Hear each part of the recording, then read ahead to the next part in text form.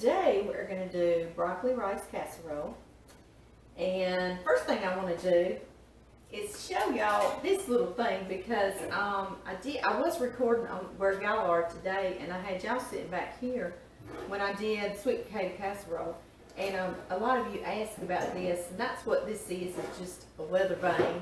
Some of you thought it was attached to my refrigerator, and I looked at my video and I was like, yeah, I guess if you didn't know what it was, I guess I could see that. But see him, he's usually on my kitchen island. He won't be here for Thanksgiving because I can put food where he's supposed to be. So I'll put him up on my cabinet or something. But he's just a rooster weather vane. And y'all, show y'all my world, what I live in. You see how the north, south, east, west can turn? Well, my youngest son, John Tyler, if he comes in here and it's wrong, well, he's lining it up. Okay, there's north, there's south. That's what he does. So that's what I deal with. Just about on a daily basis, but he's silly. Anyway, I'm going to sit Mr. Rooster a little further away from us so we can make our broccoli rice casserole. And this is just a classic recipe that I learned probably in the 80s, I guess. And when I was the one just bringing it to my grandmother's when everybody was bringing a dish and I could really concentrate on it, I would actually boil a whole chicken and debone it, and I would use that broth or stock to put in my broccoli rice casserole. And I would actually put the chicken in there, and so it actually made it a complete and total meal in itself. But now that I'm doing everything, of course I don't do that. And y'all know we put chicken in that chicken and dressing, so we don't need to do that today. But first thing I did before I got on here, I sauteed in a half a stick of butter, and I am doubling my recipe because at the end of this I'll try to put my recipe card, and this, I just know that I'm doubling it. My recipe card is just a single recipe for it.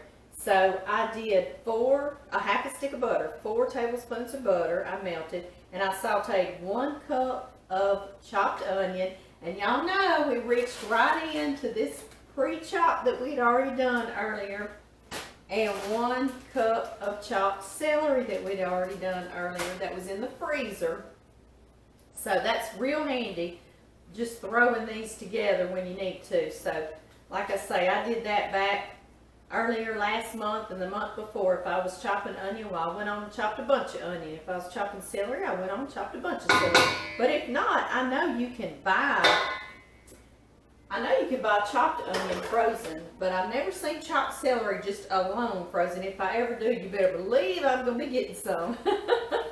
And I'm going to put 2 cans of cream of mushroom soup. These are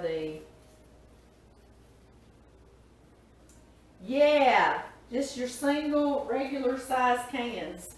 Y'all don't know why I think I can read this. 10.5 ounces, what they are. Cream of mushroom, and I'm going to do 2 cans because I'm doubling. I've been out feeding my baby cow this morning, Mama, and I want some of y'all to help me with that. Mama, I'm not sure that, I never saw her nursing this calf. Did she do that because he was born blind? Because now he's not blind. I gave him vitamin A, and I've been feeding him, but she just watches us. She's actually just sitting up there eating hay and feed, watching me feed her baby. It's not going over real well with Amy. But anyway, I'm wondering, did she give up on him? Or what did she do? Because she has milk. I can see she has milk, and I've tried to lead him over there to her, and she just walks away from us. So I don't know. My husband heard her the very first day. He heard her going up and calling a baby because she had it hidden like they do.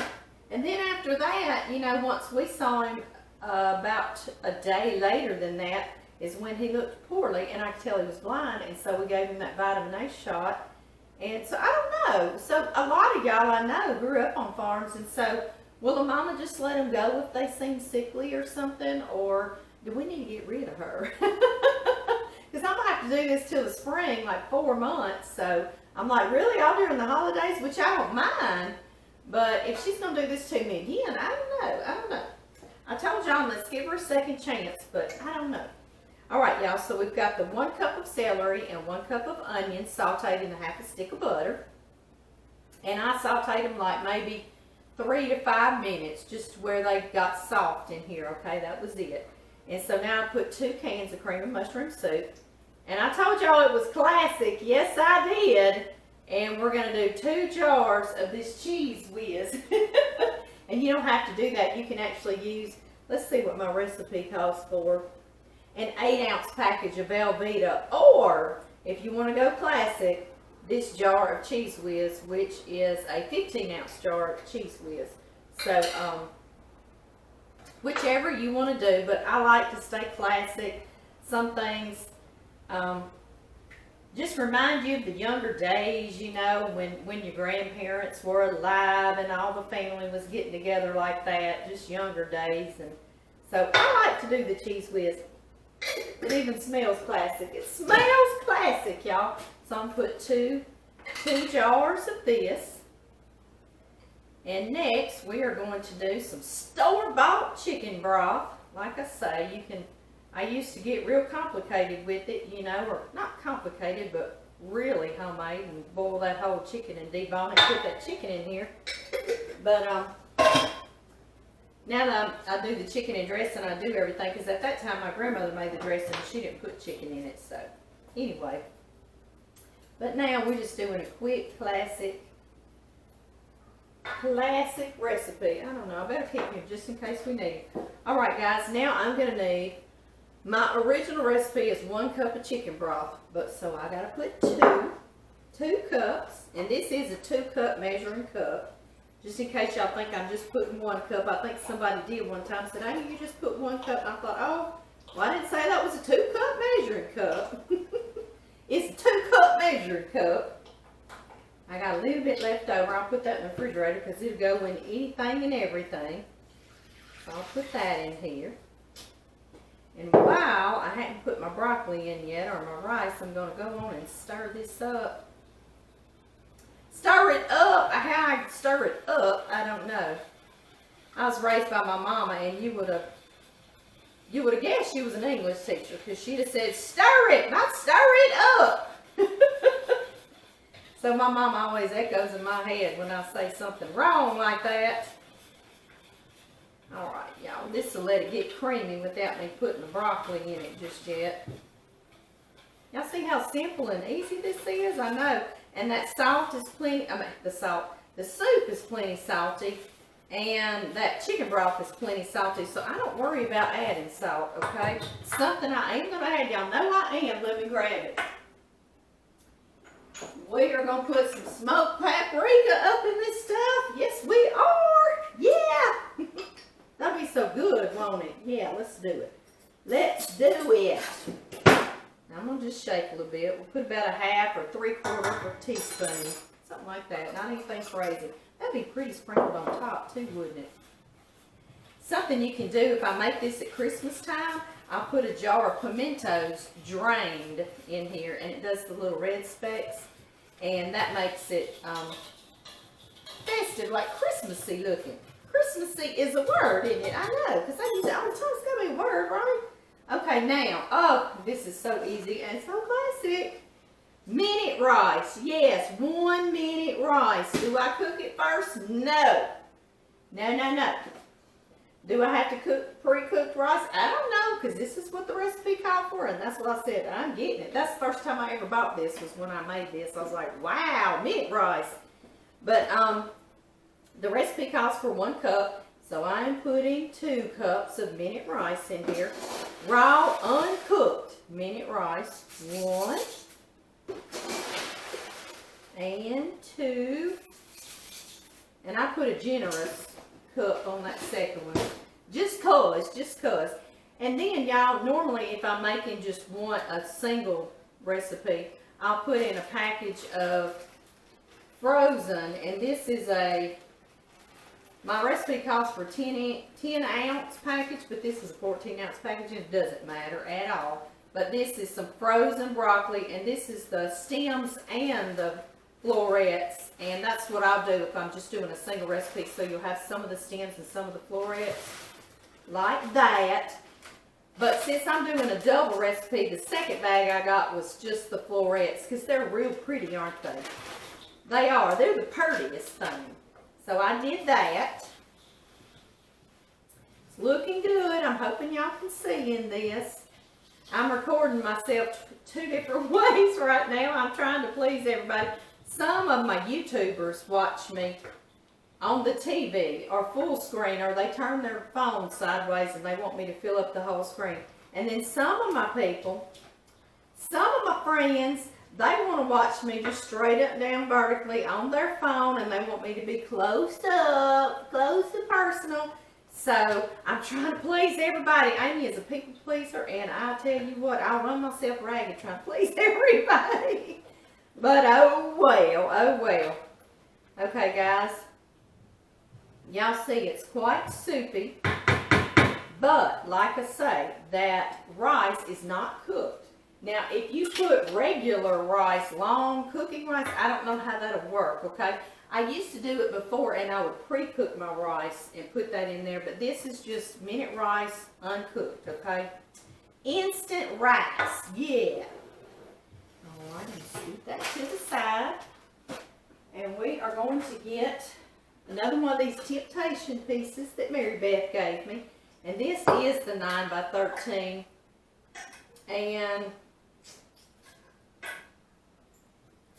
you, like I say, you can, if you make a half a recipe, you can still put it in a 9 by 13, but it'll be not quite as thick, which won't hurt a thing. And you can get some shallow 9 by 13 pans. I have a Pyrex one that's just clear glass. It looks good in that, and I've done that before too. Let's see if this is gonna fit in this one, y'all. Y'all, it looks like it is, yeah. Yeah, and I put y'all on the other side of the kitchen too, because I noticed too, and several people said it when I did my sweet potato casserole, my whole entire video was yellow. Yellow tint. It was so weird and strange and odd. I had no idea. So I said, well, maybe this background kitchen window will give us some daylight in there mixed in. Maybe it won't be quite so yellow. Look at that. That is just perfect. Spot on perfect. Yeah. And there we go. And that broccoli's still frozen in here. But that's good, because I'm about to stick it right into the freezer. And on the day of, well, the day before Thanksgiving, actually, I got my soapy water back there waiting on me. The day before Thanksgiving, 24 hours before, I'll take it out of the freezer and I'll put it into the refrigerator and I'll let it thaw. And if you don't have that kind of refrigerator room, the day of that you're going to bake it, just take it out and stick it on your kitchen counter, covered, for a couple of hours. And if you don't have that kind of time or you forget, don't panic. Just take it out and put it in the oven. But start in a cold oven, okay? Because that's going to be real cold and frozen, okay? And so just stick it in your oven, then turn your oven on so it has time to heat it and nothing will break on you or anything like that. So, but what I'm doing is covering it, and I'm going to bake it covered. Let me see how long. 45 minutes covered on 350 degrees. And then Fahrenheit. So I have some people, I have a lot of people that watch from Europe, which I love. And so it's Fahrenheit, 350 degrees. And covered for 45 minutes. And then after that, I will take the top off and I'll let it brown just 10 minutes or so, just till it gets bubbly golden on top. You know how it's supposed to look. And pretty, till it gets as pretty as you want to eat it. And because of that smoked paprika looking so festive, doesn't it look so pretty? Yes. We are going to do that too. That just looks beautiful, beautiful, beautiful. Alright guys, I am going to get off of here, but I'm going to cover it with foil, and then I'm going to put my Temptations top on it, just like I normally do. And then I'll leave that foil on there when I bake it, because I won't put him in the oven to bake. But I'll leave the foil on there to bake it.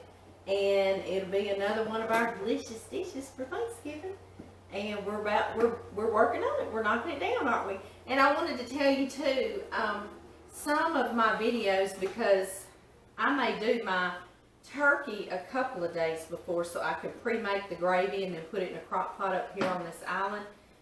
But I won't make my ham until the day of Thanksgiving, okay? So y'all aren't gonna see that ham video in time to like run out and do a ham.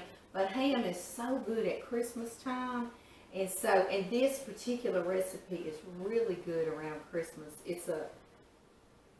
I put a glaze on it that's got molasses and honey and bourbon, and so it'd make a real good Christmas thing. So if you don't get to see that before Thanksgiving, and I know you won't because I won't get it posted until after Thanksgiving, then you can do it for Christmas, okay?